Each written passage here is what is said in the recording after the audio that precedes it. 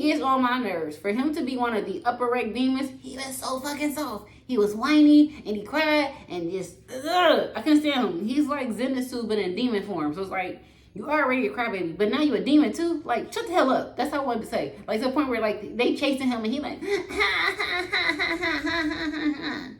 The crazy part about that demon.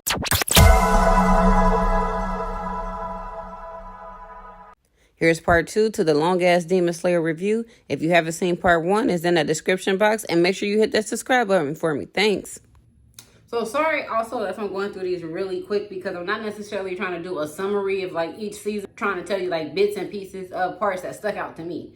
So again, Entertainment District, Lord Tengen basically starts off by showing up to the insect Hashira's palace, mansion, whatever you want to call it. He shows up there and he needs 3 women or 3 females for this mission he getting ready to do. He don't ask if anybody is willing to participate or if anyone wants to volunteer. He just picks up the first 3 little girls he sees. Again, most of the people in this show are children, meaning in their early to mid-teens. The Hashira, which are supposed to be the leaders, are only in their late teens to early 20s.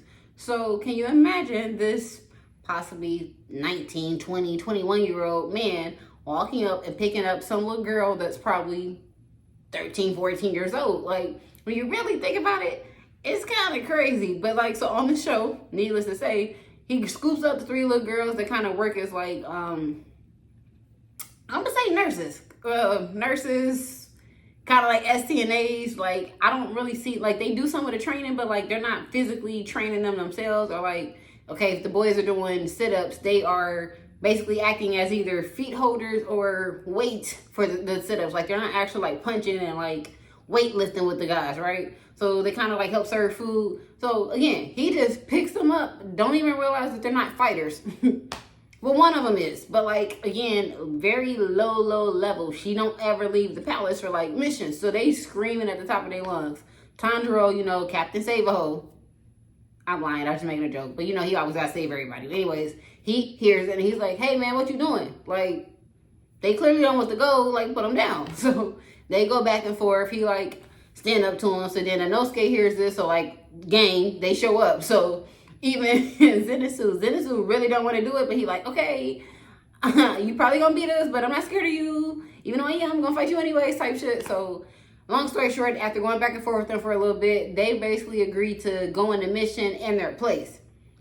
Even this part, now that I think about it, Lord Tengen, he never said like, I need 3 women. He just said I need 3 people for the mission. So, because I always wonder, like, why didn't you tell them then, like, I need y'all to pretend to be girls? Because I feel like up front you could have weeded out some of the issues and then maybe came up with a better plan. But essentially, he needs them to pretend to be girls because this entertainment district he's going to, this nigga got 3 wives, okay? These 3 wives are also ninjas. So basically, anyways, yeah, whatever. So he got 3 ninja wives.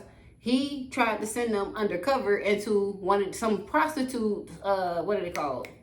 Going to the hostels. Is that what they call it? Or brothels?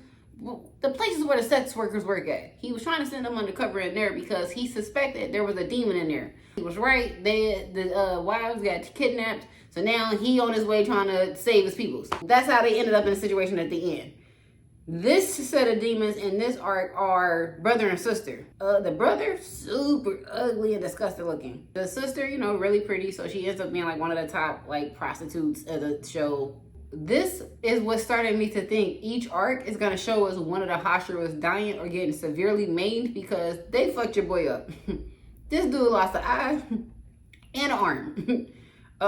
He almost died from like poison, but somehow Nezuko's like blood demon arc, it started like transforming right at this point. So because now she's starting to, she's becoming really strong. And this is the first time you see her grow and then shrink back down, like she grows into like a full-size adult or maybe a teenager, because again, you don't know in these shows now. She could have been a teenager and just like fully developed, but like it's noticeably different from when she's going around in a box to when she's fighting at like the height of her strength. But anyways, she does something with the poison in her blood demon art, so that she basically pulls the poison out of Tengen, so it cures him. Well, cures the poison part. He still lost that arm in that eye though, so yeah, he basically out of commission. And it's even funny because the Serpent Hashira at the end of this arc, he basically show up like, so how long you gonna be out, because we need you back? And Tengen like, dude, I'm retired. And he like, yeah, I ain't trying to hear none of that. Like half of Hashira was better than none at all. We already lost Rengoku, he left us, so like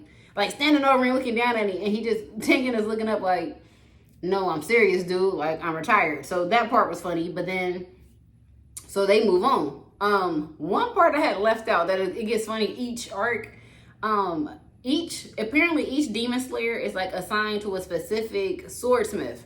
In a swordsmith village, you never really see what they look like. So they all wear these really funny masks. I'm sure there's a specific name, and if I find it, I'll put it right here at the bottom of the screen. Anyways, so they all got different faces. I was saying that Urodaki had one, but his is just a red mask with an angry face.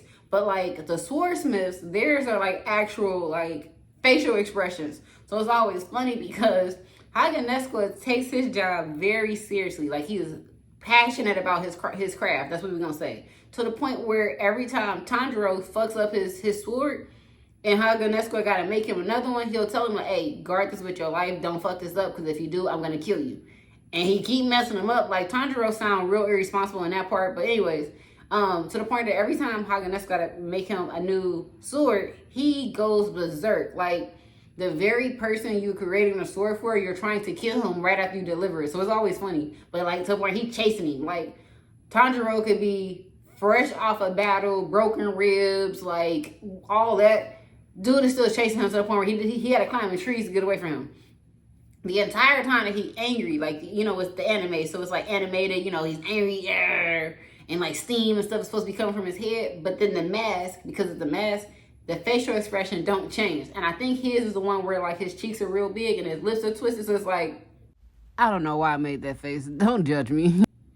Y'all, that face is, I did it just for y'all. But anyways, so it's just funny because like all of their faces are like that. In the fourth arc, the Swordsmith Village, this is where you get to the Miss Hashira and the Love Hashira. Again, my favorite, Miss Kanroji. So Mitsuri Kanroji. That's how you say her name, I think, if I butchered it. I don't know the Miss Hashira's name. I'll put it down here at the bottom of the screen, but he in here too. And it kind of like tells like a little bit his backstory. It does it with each in each arc. It gives a little bit of each person's backstory, by the way, and you kind of learn a little bit more about Tanjiro each time too. I want to say Tanjiro's like little scar on his forehead that's popped up the first time potentially during the entertainment district. I know it showed up once before, but they originally confused his mark with like the one that you're born with if you're supposed to be like one of these special or like chosen one type demon slayers. But apparently Tanjiro already had a scar that kind of looked like it from something previous. So like Tanjiro is not one of the like, I guess, chosen one. It just had to be a coincidence that his scar was in the same place and looked like it. But anyways, this is in the Swordsmith Village. It's the first time that one of the other Hashiras in the current group shows up with one. And that's when they basically say, hey, because y'all got these marks, y'all not gonna live past the age of 25.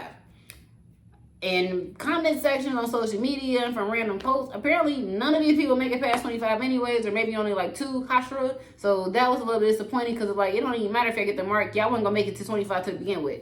But apparently if you've gotten one of these marks and you make it to the age of 25, apparently you die.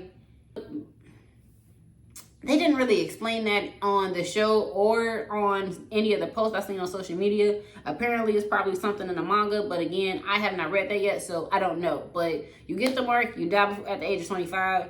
Some of them don't even make it that far. Except for the Stone Hashira. Apparently, he already like over the age of 25 because he kind of asks like, well, what does that mean for me? He's still gonna die anyways, but later on. But yeah, basically, the Swordsmith Village, story-wise, not a whole lot there. They get attacked by, I think, 2 sets of demons. The one that's in the, again, these are all upper rank demons that they end up fighting. But like this pair of demons, they get, one is like the one that hides in the vase or something. And then the other one, this one gets on my nerves. And I am so mad because I cannot remember his name. But this one, this one right here, that one right there. So he gets on my nerves. For him to be one of the upper rank demons, he was so fucking soft. He was whiny and he cried and just, I couldn't stand him. He's like Zenitsu, but in demon form. So it's like, you already a crybaby, but now you a demon too? Like, shut the hell up. That's all I wanted to say. Like, to the point where, like, they chasing him and he like, The crazy part about that demon, he, I guess, splits his personalities or something. But then his personalities that form from that same coward, they were fucking savage. I mean, menace. Like, just mean evil. Even to the point where they were like, how could you pick on somebody that's small and significant like him? And it's like, nigga, that's still a demon. Like, I hear you, he little and like a little pipsqueak, but that's still a fucking demon. Like, he spawned your ass. So I ain't trying to hear that. Anyways, in this arc, you know, you basically watch the Mist Hashira and the Love Hashira defeat these two. They go on like the usual drawn out battle that takes up the entire season or arc. A couple things to point out. Again, Miss Kanroji was my favorite, so her sword was particularly different. This is when I started learning that you didn't have to get like the basic Nichiren, or if I'm saying that right, sword, because hers, I still don't understand it, because it has like one of those sword sheaths or covers, but apparently it's supposed to like, apparently it's supposed to wiggle. Well, it wiggles like a ribbon, like, and it kind of matches how fluid she is and how agile she is in the way that she fights, but she's also like super strong. But that was one of the things, like, they were actually fascinated. Like, it didn't go into detail. It probably did in the manga, but like in the actual show, it didn't go into detail like how it was made, but that was cool. And then the Miss Hashira, he is a nonchalant asshole. The first time you see him in like the initial meeting in the very first season, he seemed like a very nonchalant asshole, but also very respectful, because remember, he like fucks Tanjiro up when he like interrupted the master, because he's like, yo, don't disrespect him while he's talking. But outside of that, he was like real laid back. In this, you understand a little bit more, because like he nonchalant to the point where he's an asshole. Like, this kid, he was like passed down this like super, what was it? Basically like some like training robot that was like very hard to make and very specific to like this generation back then, and basically it's been passed down. So the little boy, he's another swordsmith, and he like, okay, this was given to me by my grandfather, it's been in my family for the tradition, you know, it's sacred to me, don't fuck it up. And the Miss Hashira like, yo, I need to train, you're interfering with it, give me the key. Like, basically bully the little boy. So finally the little boy give him the key, because Tanjiro like, he's not gonna, you know, destroy it, right? The Miss Hashira fucks it up like it's a real person. Like, arms is all hanging off. Like, it's just bad. So then the little boy like, oh my God, I never learned how to fix it, and I never will. Tanjiro, he encourages him. They get it back up to working condition. He learns how to do it. They break it open. Some ancient sword is in there. They're like, oh, we found a treasure. Opened it up, the shit rusted. Like, it was just a couple of random funny parts. But, basically, the Miss Hashira and the Love Hashira, they were getting beat so bad by their demon and their respective fight, to the point where those marks that they were talking about eventually develop on them. Like, I guess you got to get beat down to like, but like you got to be in like full-on survival mode before this mark appears. And once it does, it's like, it's the equivalent of like, let me think of something. Okay, in Dragon Ball Z, when they go Super Saiyan, it's the equivalent of that. The only difference is it doesn't last as long, and they can't turn it on at will, at least not yet. Towards the end of that arc and the beginning of the Hashira training arc, they have a meeting basically saying, okay, now that we know that people can get these marks, what conditions do we need to be in to bring them about, because that's going to help us defeat the demons later on. So it becomes a thing. But those were pretty much the standout things for me in the Swordsmith arc. Luckily, those two Hashira did not die, but then they get the news at the end like, you're going to die anyways because you got the mark. But other than that, nothing crazy. I am lying. Big thing at the end of the Swordsmith Village arc, Nezuko conquers the sun. This becomes a huge thing because throughout the series, like, you kind of like, as each demon is defeated, Tanjiro collects like a sample of their blood and sends it back to this one lady. Again, forgot her name, but her right there. Every time he like collects a sample of the blood, I guess she had been working on some type of cure, or like was trying to develop something that it would help with Glass was getting away. Again, help with something that's supposed to help turn Nezuko back into a human at some point. So at the end of this, I don't know if she was like getting treatments or how. Again, they don't really focus too much on Nezuko in the show. If they do in the manga, let me know. I haven't read it yet, so I don't know. But somehow she like progressing or getting better as time goes on throughout the story, because again, she started off not being able to talk, not being able to really control herself, so she has to wear the bamboo muzzle type thing. Yeah, and like just outside of just sleeping, she wasn't really like anything. And then eventually she becomes like this savage, like she knows how to control her body now. She, again, this entire time never had to drop blood, knows how to resist it, knows how to fight in battles, to the point where she's healing enough that she's replacing limbs mid-battle. And this is stuff that upper rank demons are having trouble with. Like, some of them even pointed out during the fight, like, yo, she doing that better than me. But like, it don't really go into detail like how she was developing that. But at the end of the Swordsmith Village arc, at the last part, right when it's time to kill the demon, Tanjiro had to make a choice between going to kill the demon to save some of the swordsmiths, or recovering Nezuko because the sun had came up, so she was gonna burn. Like, he, you know, doing the typical anime monologue with like his stressful decision. He is basically going back and forth with the decision of, if I go save them, I gotta sacrifice my sister. If I stay here and save my sister, I basically turn my back on, you know, some citizens, and I'm a demon slayer. Like, that's my job, is to protect them. So like, eventually Nezuko made the decision for him. She kicked your boy, like booted his ass across the field to the point where he gave him enough head start that he could catch the demon that was getting away towards them swordsmiths. So as he do it, he defeat the demon, all is well. He then, once he realizes everything is good, he starts to cry because he's like, damn, last time I saw my sister, she was burning. So at this point, she probably dead. So he, you know, crying. But then the swordsmiths he had just saved, they like, Mr. Kameto turned around. He turned around. His sister not only is fully like healed and okay, she speaks. I forgot what she said, but she actually speaks to your man. So like, mind blown. You like, okay, we crying because we just saw she died, and then here it is, this little bitch still alive. So goes into the last arc. All right, so now we at the Hashira training arc. This is actually where I actually got introduced to the show. So as I had stated in my get to know me video, it's in the description box below, and hit that subscribe button for me. Thank you. I initially found out about Demon Slayer because I came across a Facebook post that was advertising the screening event for the Hashira training arc. They showed the last episode of the Swordsmith Village and then the first episode of the Hashira training.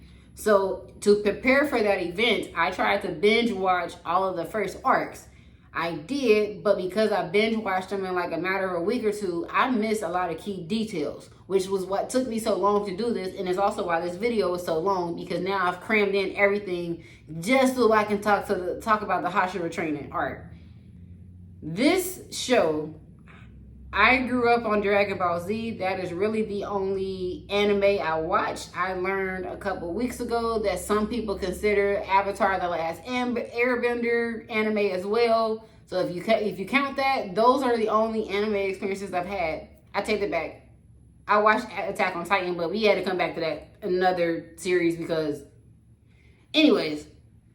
So given all of the anime shows I have watched up until this point when I started this arc, Demon Slayer is now my favorite. And I say that knowing how, if you know me, you know how much I rock with Dragon Ball Z. Like, when I say I rock with it, like to the core, I am a Dragon Ball Z fan. Like, from childhood up until now. Like, for a while, parts of it was really a part of my identity. Like, even down to some of the sayings or the personality I had. Like, I am a OG Dragon Ball fan. But Demon Slayer currently has me in a chokehold. Just the character development, even down to like, when you want to break it down to like the type of show, and like the impact Tanjiro has on everybody, even down to like his enemies. Like, it is truly amazing. I say that to say, this arc is what really was like, That's the substance, right? Because essentially what's going on is the master's, like, this entire time he's had this crazy disease. You first get introduced to him, if I remember correctly, he had some type of disease or poison that like discolored his face from here up. I don't know if it was on the rest of his body, but I distinctly remember it being from here. And as the show progresses, like, it, you know, eventually takes over his whole entire body. His wife eventually tells the Hashira, like, unfortunately, moving forward, all of your communication and directions will be coming from me because he's no longer able to speak physically. Like, he that sick. They have a little moment of silence and they pay their respects and then they move on. So with this, they like, all right, we in survival mode now because now Nezuko done conquered the sun. We know Muzan is about to like try to come after her because that's probably the last little bit he needs to truly be immortal and like invincible, right? So like, what we gonna do now? So because Tengen is out, because he basically got to retire because of his injuries, and then unfortunately Rengoku was already dead, they already were short some Hashira. On top of, before they even went out, they always needed some more people, right? So they basically had this meeting like, what we gonna do now? They basically suggest like, hey, these 3 young rookies, like, yeah, they rookies, but they done experienced some shit that most of us, it took us ages, except for the Miss Hashira. We find out he the same age as Tanjiro. But anyways, besides him, all of us, it took us years before we had these type of encounters and experience. It's crunch time, they ready, we just gonna make them go through the Hashira training. So then I think somebody else chimed in, was like, well shit, we gonna make them do it, might as well make everybody go through it. Like, everybody can stand for a little training. So basically that's what this arc is about. Obviously we gonna focus specifically on Tanjiro, but like, he gonna cross paths, so that's how we get insights to everybody's story. I'm just gonna point out real quick my biggest takes from these. Starting off, the water Hashira, Giyu. He was always a little different to me, but like, we finally learned why. And I ain't gonna lie, his reason why is so underwhelming. Like, yeah, it tug at the heartstrings, it's a little good story, but for the most part, it's some bullshit. He basically feels guilty that when he first became a demon slayer, his partner that I ain't gonna say partner, best friend, adopted brother, foster brother, whatever you want to call him, this dude that he like basically came up with once he got under Uridaki, he died. I forgot what that little boy name is, but his name again. He was that nigga. Like, he came out of training, fucking shit up. Like, so basically final selection, I don't know if it's like a specific forest, but final selection is where they put each demon slayer in a situation where they gotta survive. Don't quote me on the time. Some tell me it was like they gotta survive for a week or so. If you survive, you are granted a demon slayer status. If not, you die. So you just not selected, but you die. Like, ain't nothing else after that. Anyways, apparently the dude was going around saving everybody, and then Giyu, I guess the demon he went up against, put your ball in his ass. He was losing. When he finally wakes up unconscious, because he, basically passed out from his injuries. As he's passing out, all he remembers that his friend had ran off into the forest to go help somebody else. When he come to at the end of the final selection, he is told that dude basically died. And yeah, so he's been asleep this whole time. So it always bothered him. But like, he, go in with the training, obviously. He trained real hard. So eventually he gets to the point where you're selected as a Hashira. Like, that ain't something done lightly. Like, you gotta do a certain amount of things. Somehow he still just never really felt like a true Hashira. I guess in his mind, because he didn't defeat a demon and he was saved by somebody, he never actually did enough to become, like, to pass final selection. But again, you have to survive. Obviously, to survive, you got to kill the demons, but it don't say that you specifically need to. So because of that, like, he took it upon himself to say he's not really a Hashira. So when they say, all right, it's time to Hashira train, everybody else like, okay, well, my training gonna be based off of this. My training gonna be based off of that. The water Hashira like dip off in the middle of the meeting. So they getting pissed like, yo, why you ain't, why you not part of the training? Like, this shit's serious. And he like, I ain't like y'all. Before you hear his reason and his story why, I was like, okay, he always got like this haughty attitude, like he better than everybody else, but why? Like, I mean, outside of a few encounters I see with Tanjiro, I ain't really seen where you got like the evidence to be as arrogant as you are. So what's going on? And then to the point where like the rest of the Hashira like, yo, if you gonna leave, at least explain yourself. Even to the point where like the stone Hashira and the one to be crying all the time, he even was like, yo, he make this like loud noise and look at my arm jiggle. He make this loud noise and was like, hey, stop, explain yourself. And he still like, nah, I ain't like the rest of y'all. He dipped. Eventually, Tanjiro being Tanjiro, the master asked him like, hey, while all this is going on, take a moment, go try to, reach out to him. Because the master already knew why. He was like, go reach out to him, find out. But then, again, Tanjiro breaks him down, eventually convinces him to get back into the training. So even though he gets into Hashira training, he doesn't hold his own training session. I noticed that. They didn't really speak on it, but like he didn't actually have his own. But like the Mist, Hashira, Stone, Mist, Stone, Love, Serpents, Wind, even Tengen, they bring him back. He is like the endurance training person. So like obviously he can't do nothing, but like he was still whooping their ass with like a little stick. So like yeah, but he even was in it. The Shinobi, the insect Hashira, with her being one of the weakest one and apparently like the scientist one anyways, she was working with that other demon lady. Basically trying to develop a cure. If it sounds like they don't speak on it specifically, but trying to develop something to aid in like the battle against the demons.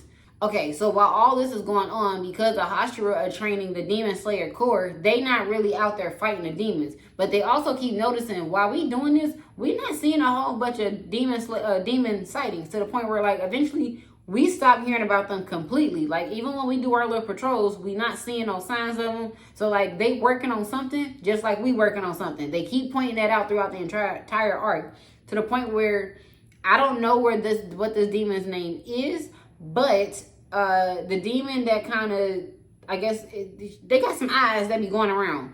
The eyes are kind of like acting as spies. The Wind Hashira eventually catches Wind and was like, we have been infiltrated, and he like basically start making his way back. But like also, since they're not fighting demons, all the Hashira at the end of their training sessions, they leak up in the middle of the night and they go at it. But they got to go at it with like wooden swords, because the way that they fighting and the way that they got to train in order to like still be ready to fight demons, they really got to go all out. So it was a couple times where like Tanjiro showed up and he like, yo, like, yeah, why y'all fighting like this? Y'all gonna hurt each other. And then he finally, it clicks for him, like, this is the only way they're gonna be able to be trained. The entire time, the master, Ubishiyaki, if I said his name right, if I didn't. Anyways, he is doing some master plan. This is the only moment I really did not like him in. He basically devises this plan because he know, I guess, I don't know how old he is. Well, I take it back. They make it seem like he old as hell, but apparently the Stone Hashira are older than him. But like his family was cursed with some disease or something, so like they never make it past a certain age, and he just kept proving that age to be wrong. But like he finally succumbed to it. Anyways, he came up with this master plan where, since he knew that Muzan was eventually going to come to him looking for Nezuko, he basically blew him up. The only person that knows about this plan is the Stone Hashira, because they go way, way, way, way back, and he the only one that's going to be able to keep a level head to follow through with it. But essentially, they lure Muzan into the master's palace or headquarters, and his wife, his two daughters, and is it Ubi? I can't think of that lady's name. But they basically all wait for him to get there. They say their piece, explain a little bit more, the long final words, whole thing, whatever. That all happens. And then he basically was like dragging it out long enough for dynamite to go off. This man blew up his entire palace and his family, hoping that, because again, once the So basically, once the Hashira realized something was wrong, they all ran towards the master's palace, like basically trying to save him. But by the time they get there, it's too late because the explosives went off. This man sacrificed himself. I'm not gonna say sacrifice himself, because the man was already dying, like to the point where he was bleeding and talking, so he was already about to die. But like his wife and his kids, he definitely sacrificed their ass. Like you could have let them get away. But anyways, he sacrificed them, so that by the time the Hashira got there, they would be even more motivated to fight him.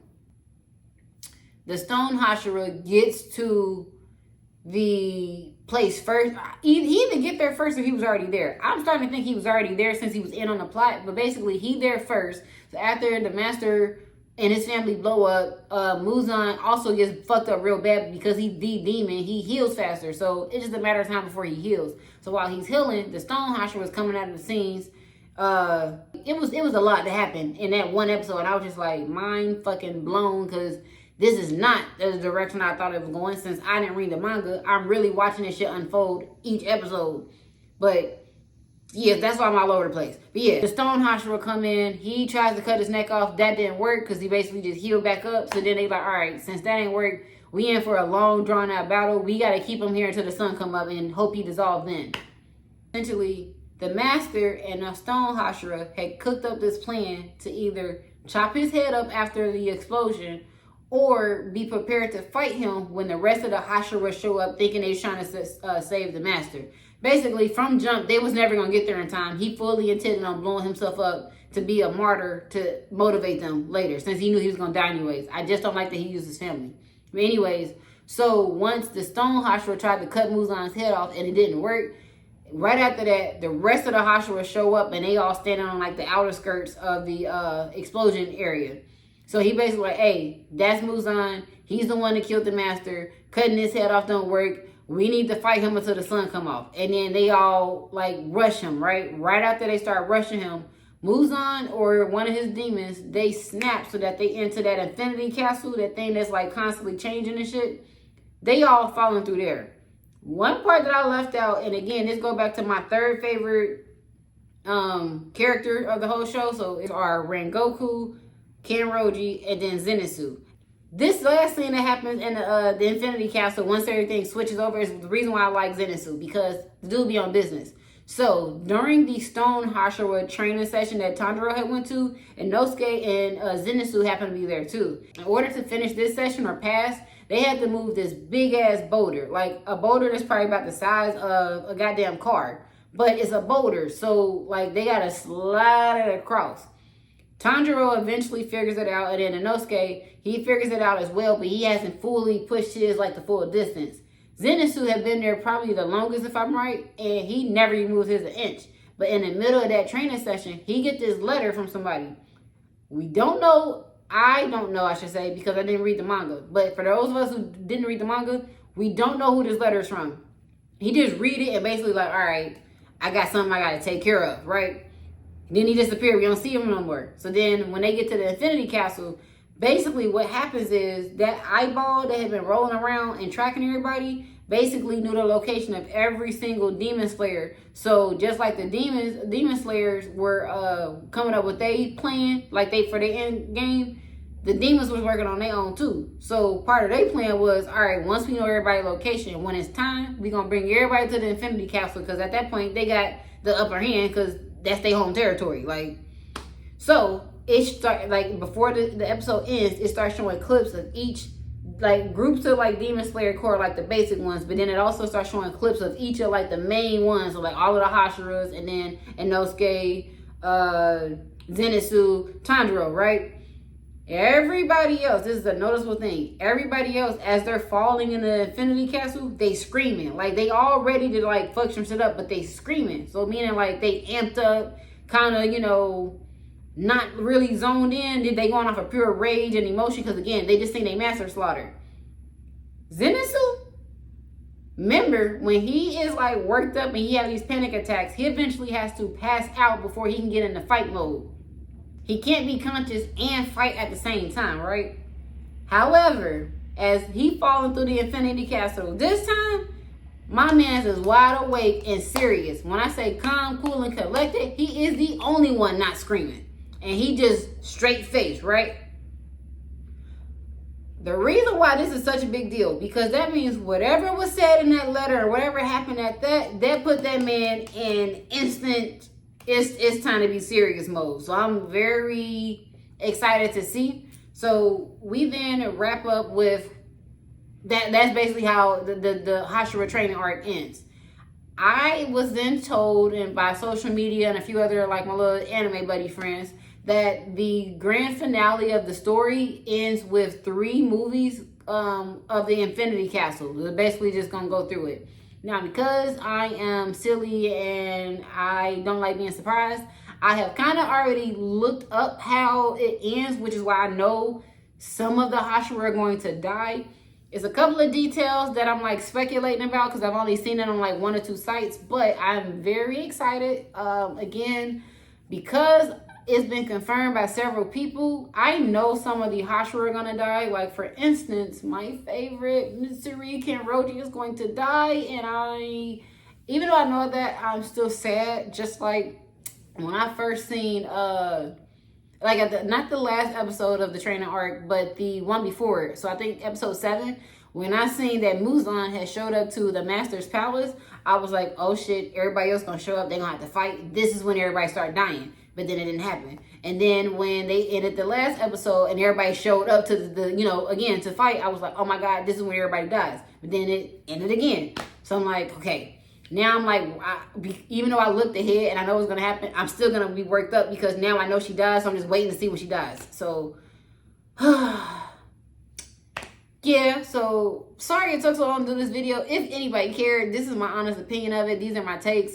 Some of the things I liked, some of the things I didn't like. Again, this is my favorite show now. Very sad that it's over or it's coming to an end. But all great things must come to an end. You know the saying. So while we are waiting for the Infinity Castle movies to come out, the next show that I'm going to talk about is